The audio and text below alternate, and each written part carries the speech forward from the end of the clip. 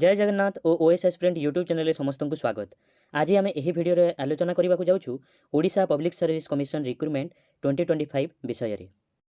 Online करने पूर्व जो समस्त तथ्य आपको जानवा आवश्यक से सब ठीक भाव में यह भिडियो साहाय्य बुझीने। देखो यह recruitment Odisha public service commission अर्थात ओपीएससी द्वारा प्रकाशित कर।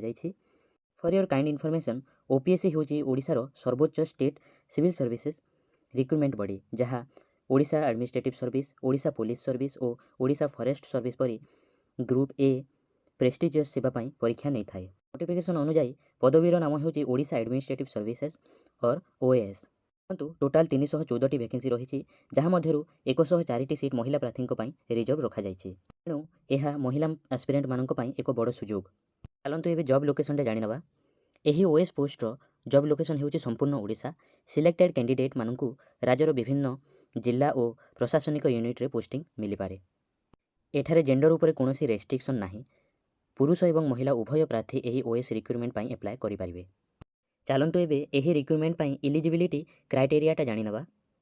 एही रिक्रुटमेंट पई केवल ओडिशार योग्य प्रार्थी माने अप्लाई करि पारिबे, अर्थात ओडिशा डोमिसाइल थिबा समस्त एलिजिबल कैंडिडेट एही परीक्षा पई आवेदन करि पारिबे।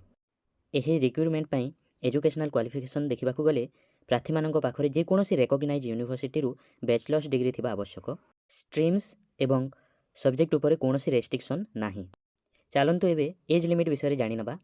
एज लिमिट कैलकुलेट करा जिवो 1 जनवरी 2025 आधार में। मिनिमम एज रखा जाइछि 21 वर्ष और मैक्सिमम एज रखा जाइछि 42 वर्ष।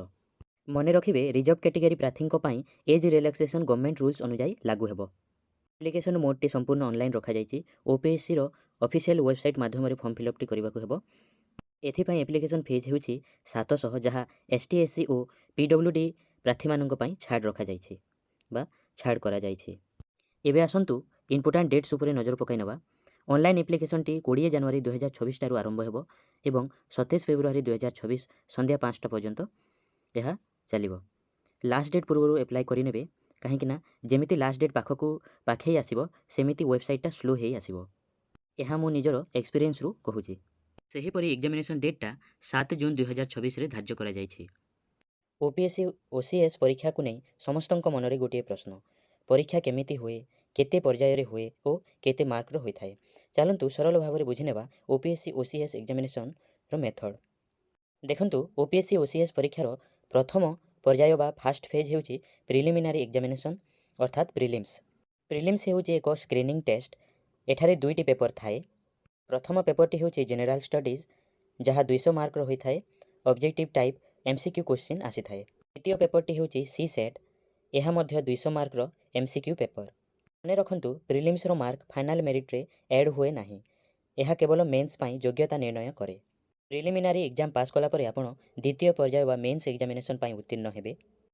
पिला माने मने रखिबे मेंस हेउची ओसीएस परीक्षार सबुठार गुरुत्वपूर्ण अंश। मेंस रे टोटाल 9टी पेपर थाए और टोटाल मार्क 2000। समस्त पेपर हेउची डेस्क्रिप्टिव टाइप अर्थात उत्तर आपनको डेस्क्रिप्टिव वे रे लिखिबाकू पड़े, जोठारे आपणकर ज्ञान, लेखनी कौशल एवं विश्लेषण क्षमता को परीक्षा करा जाए।